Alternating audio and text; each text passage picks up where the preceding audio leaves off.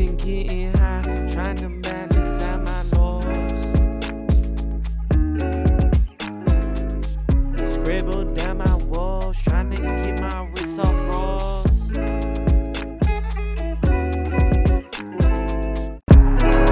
I've been getting high, trying to balance out my lows.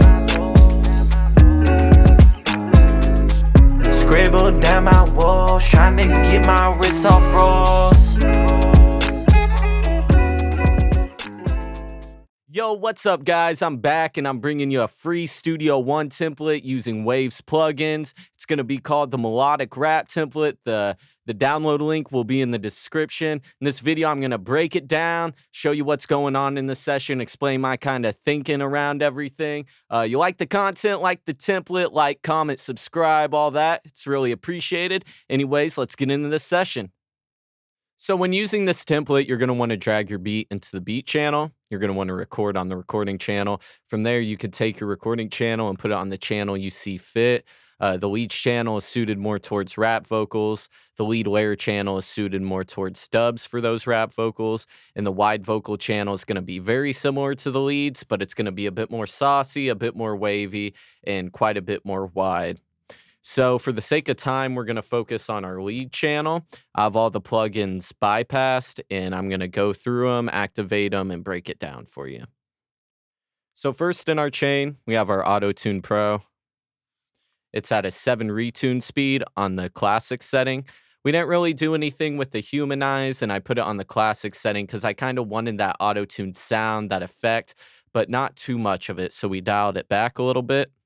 After that, we have our CLA 76, somewhat quick attack, quick release, input at negative 30.5, output at negative 19.3.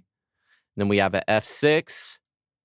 We got a high pass going on at 80 hertz. At 130 hertz, we're rolling off 3.3 dB. At 184 hertz, we got a bell curve taking out 3.6 dB. At 360 hertz, we're taking out 3.5 dB. At 3200K, we're taking out 2.3 dB. And at 7.5K, we're adding 2 dB. So with all that, it's going to sound like this. I've been getting high, trying to balance out my lows. Scribble down my walls, trying to get my wrists off rolls. From there, we send it into our wide vocal bus. First on our bus is going to be our R compressor. We're doing quite a bit of compression with this, if I remember, 4 to 6 dB. After that, we got our de-esser. So with those, I'm going to let you hear it. I've been getting high, trying to balance out my lows.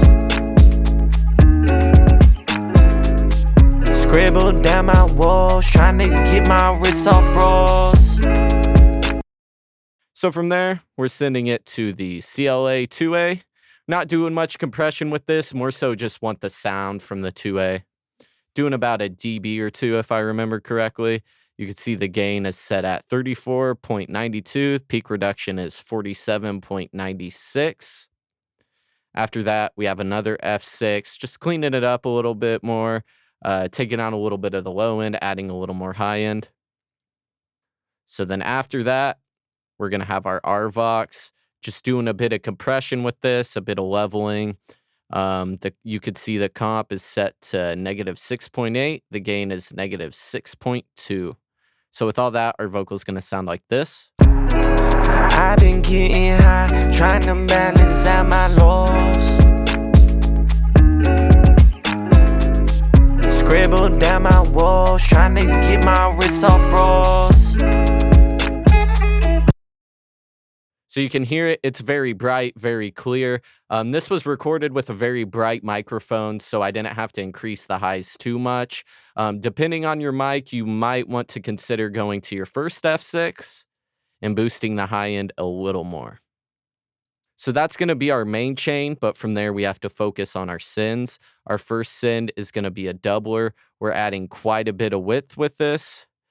So with that, our vocal is going to sound like this. I've been getting high, trying to balance out my lows.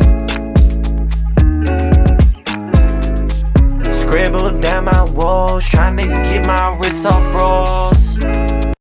So after that, we've got our plate plugin. I believe this is the only Waves plugin. I really don't care for the Waves reverb, so I had to use this one. So you could see where the low cut is at. You could see the decay. It's about probably 1.1 milliseconds, give or take. So with that, our vocal sounds like this. I've been getting high, trying to balance out my lows. Scribble down my walls, trying to get my wrists off rolls. And then after that, we have our delay. We're using an H delay. It's a quarter note. We're not really using the EQ in this. You could see where the feedback is at. You could see all the settings right there. So after that delay on our send, we have our F6, and we're doing some EQ with this. We got a high pass at 275 hertz, a low pass at 9.9K, and at 6.4K, we're taking out 1.2 dB. After that, we got a doubler, just widening the delay a bit. I wanted it very wavy, very ambient sounding, and a bit modulated sounding. And then after that, we have our Aphex Vintage Exciter, just giving the delay a bit of a distortion. So now I'm going to let you hear the delay, guys. I should also include these curves you could see right here on the screen. That is where our delay is automated. This isn't a typical delay. We're using it as a throw. So when the vocals cut out, the delay is going to come very forward. So now I'll let you guys hear that. I've been getting high, trying to balance out my lows. Scribble down my walls, trying to get my wrists off rolls.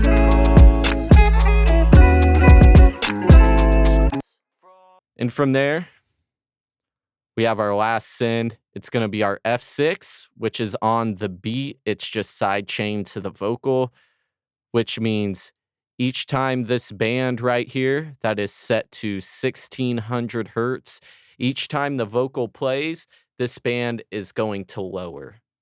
So I'm going to show you guys what it sounds with this. I've been getting high, trying to balance out my lows. Scribble down my walls, trying to get my wrists off rolls. And you can hear with that, it makes a lot of room in the beat for the vocal to kind of shine through. All right, so now that we're done with our main vocal chain, we can jump over here to the beat channel where we've got a F6 EQ. At 82 hertz, we've got a high pass. We're taking out the sides, which essentially means below 82 hertz, everything is going to be mono in the center. After that, at 340 hertz, we're taking out 0.9 dB. After that, at 437 hertz, we're taking out 0.3 dB, and we also are using that as a dynamic EQ band with a range of -4.7. The threshold is at -21.5. If I remember correctly, it's getting rid of about 2 to 3 dB every time that kick hits. There's a lot of resonant frequencies around this area in the beat, so I was just trying to tame those with this. And then, as we already discussed, the last band on this EQ at 1600 hertz is it's sidechained to the lead vocal. So every time the vocal comes on and is playing, this band is going to get activated, and the dynamic EQ is going to activate and push these frequencies down.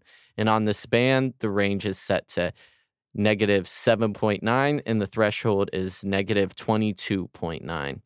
So I'm going to bypass this and play it with and without. So first, it's going to be without. I've been getting high, trying to balance out my lows. And now with. I've been getting high, trying to balance out my lows. And you're going to notice that made a lot of room to the vocal to sit within the beat and really shine. So our mastering chain is very simple. We just have a SSL comp doing about 2 to 3 dB reduction. We have an EQ after that, an F6.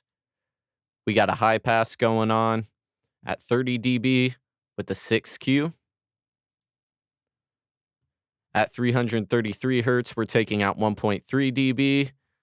At 193 hertz, we have another dynamic EQ band. The range is set to -1.8. The threshold is 19.9 with this. If I remember correctly, we're taking out half a dB, maybe a dB.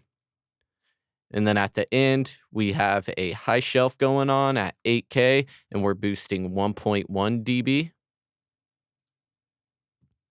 Then after that, we have a L2 limiter, just bringing it up to commercial volume, dealing with the dynamics a little bit. And that's going to be it for this video, guys. Thanks for stopping by. I hope it was helpful. I hope you liked the template. If you do, let me know in the comments. Until next time.